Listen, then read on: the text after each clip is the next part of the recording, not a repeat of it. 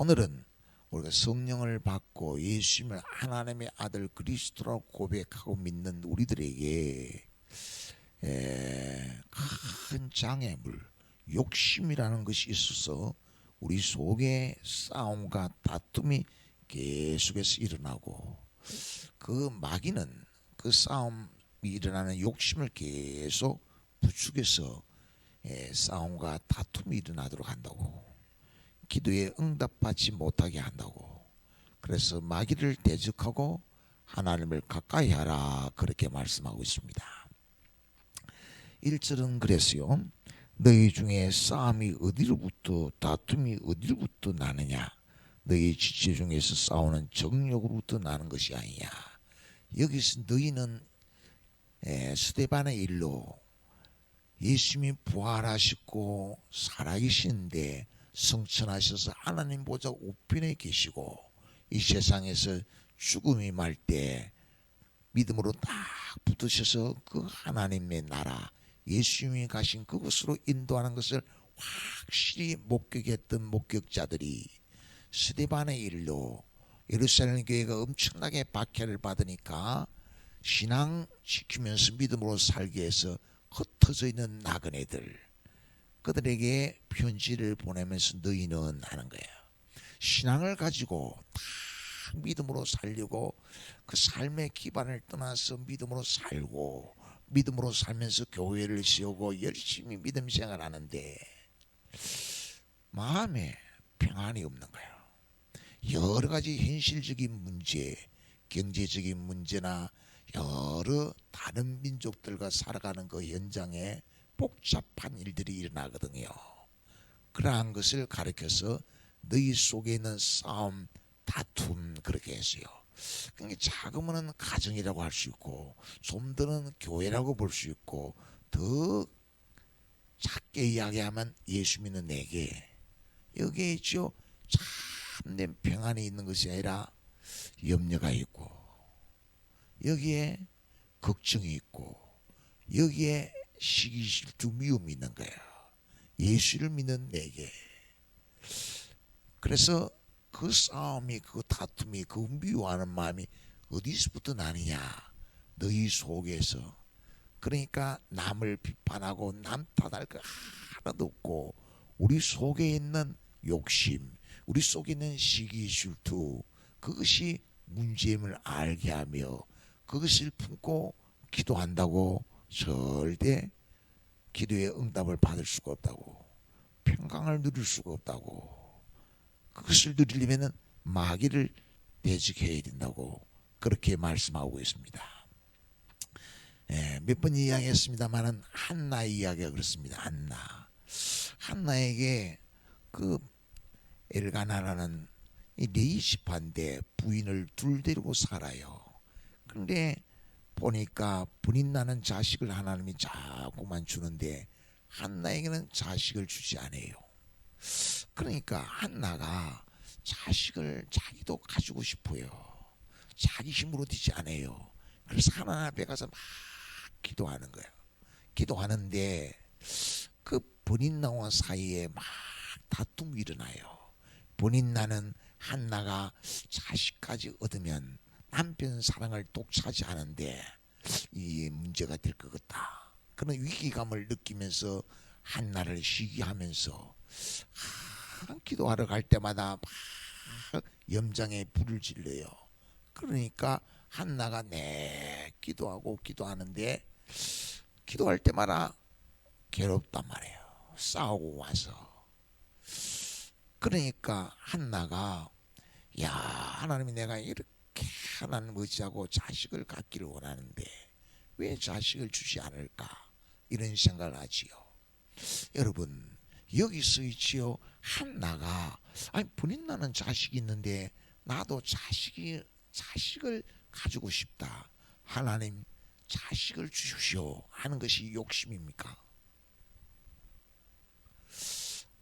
나도 본인 나처럼 나도 자식을 많이 가지고 싶다고, 본인 나를 볼 때 아주 마음에 부럽기도 하고 좀 투기가 생기기도 해요. 그게 그렇게 문제가 되는 죄일까요? 근데 그것이 있지요, 자기 소견이라는 거예요. 그렇게 많은 진통을 겪다가 한나가 생각할 때 원수가 뭔지를 알았어요. 원수.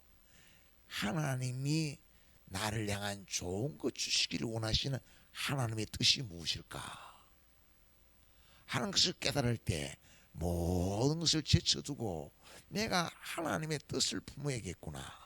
자식을 주시면 하나님께 하나님 영광 드러내는 존귀한 인물로 구별하여서 하나님 영광 드러내도록 하겠습니다 라는 뜻을 내가 품고 기도해야겠구나 하는 생각을 가지고 보니까 그 하나님의 뜻에 원수되는 것이 하나님의 뜻은 품지 않고 자식만 달라고 하고, 하나님의 뜻은 품지 않고 본인 나의 그 자식만 있는 그런 것은 불우한, 그것이 하나님의 뜻과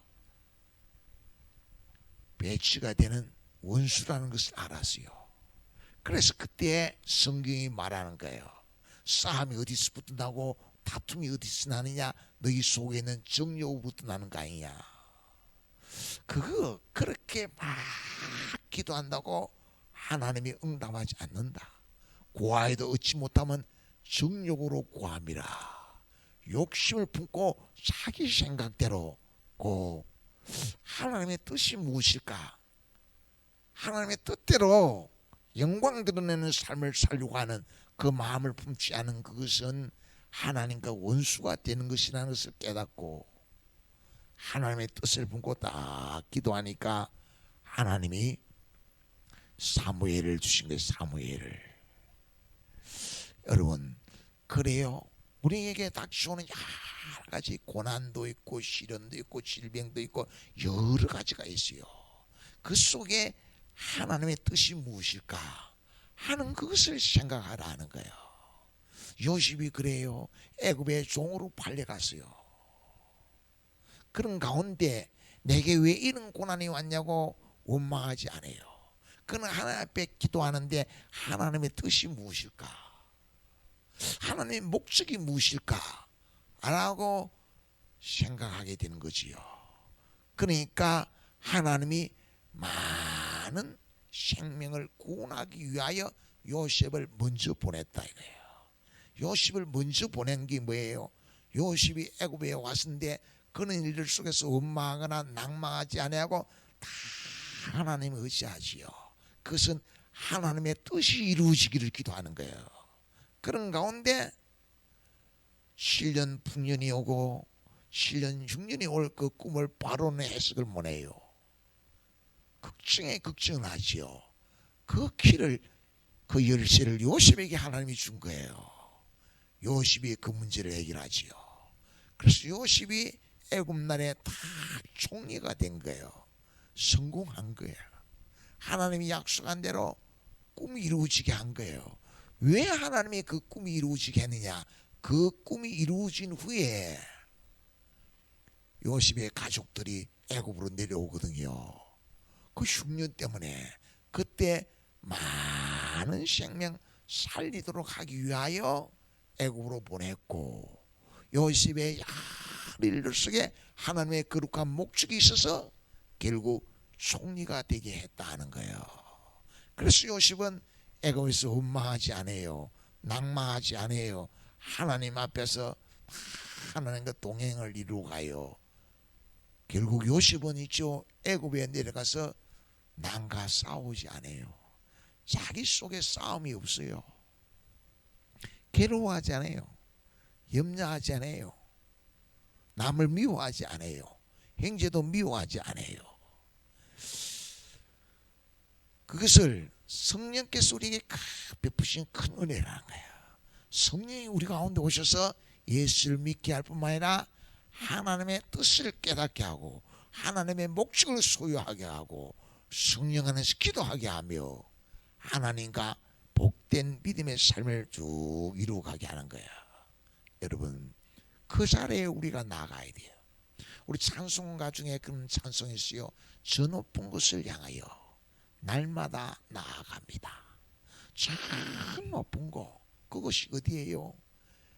괴로움과 죄가 많은 세상에, 이런 세상 속에서 내 속에 의심이 가득한데, 그 저 높은 곳에 가면은 그 의심이 그치게 하고 괴로움과 죄가 사라지게 하고 강명한 빛으로 임하시는 주님의 사랑을 맛보는 곳이에요.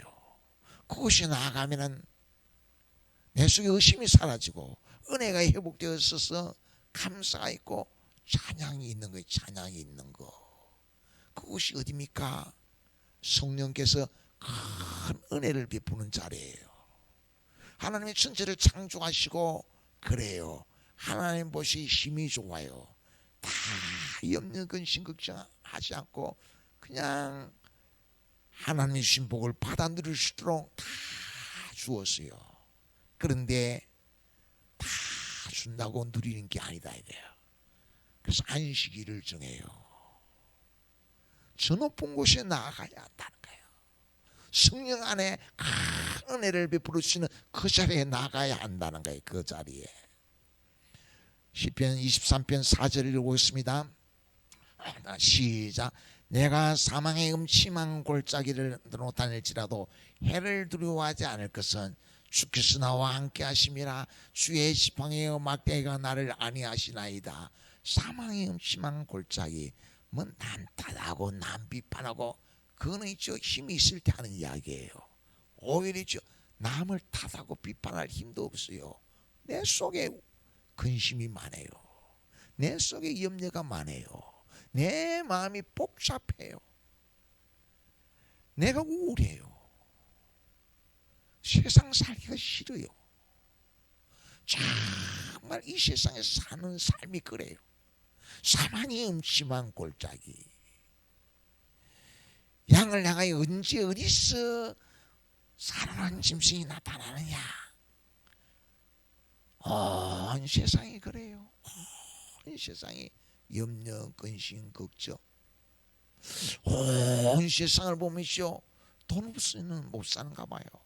그래서 온 시계가 그야말로 경제 전쟁을 해요. 전쟁.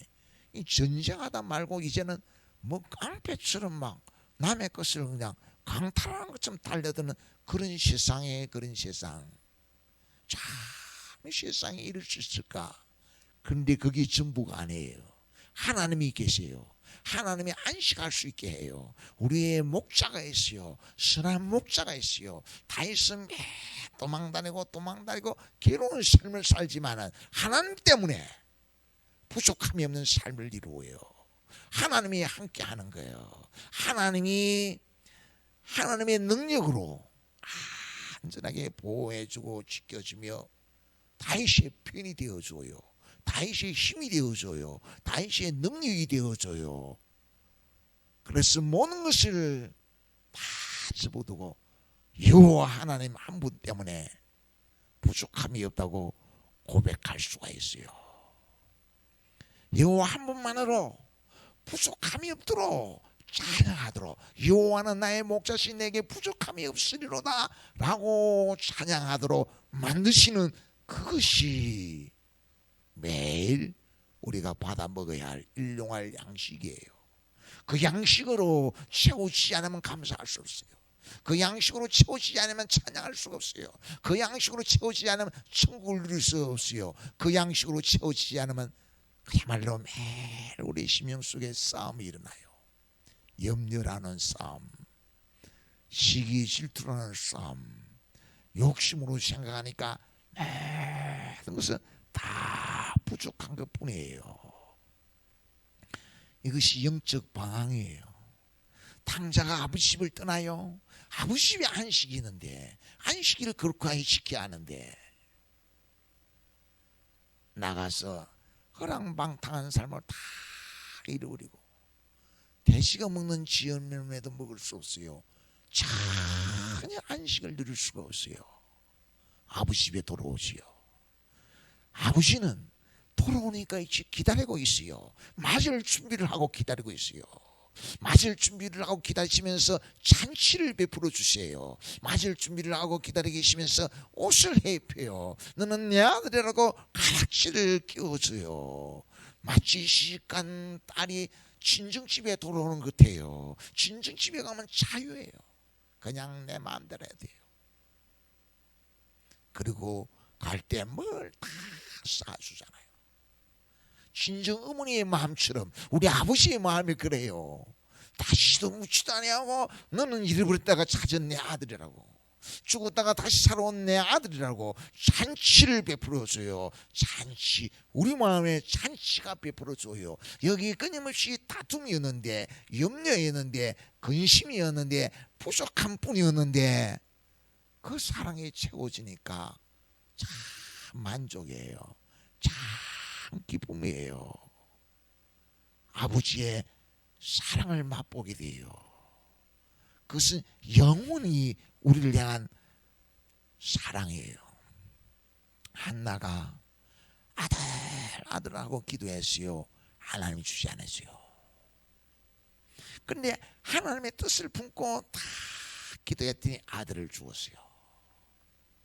그 아들을 잘 젖띠까지 양육하고 엘리제상 성전에 올려보내지요. 그리고 매년 예봇을 해가지고 가요.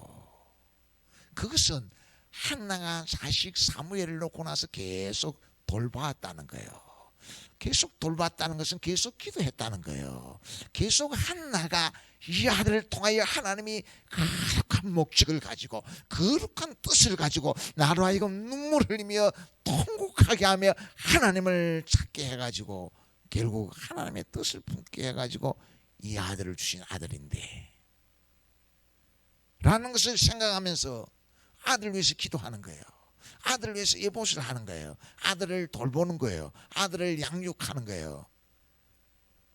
그렇게 아들을 위해서 기도하고 아들을 위해서 돌보고 양육하는 한나의 마음에는 싸움이 있을 수 없어요. 염려가 있을 수 없어요. 하나님의 뜻을 깨달았기 때문에 마음에 기쁨이 샘솟아요. 행복해요. 행복해요.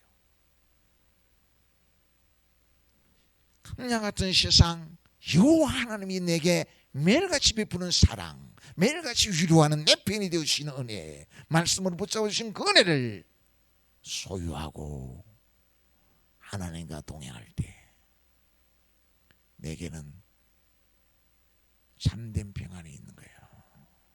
참된 기쁨이 있는 거예요. 싸움이 없는 거예요. 그게 매일 우리가 받아 누려야 할 생명의 양식임을, 일용할 양식임을 명심하시기를 축원합니다.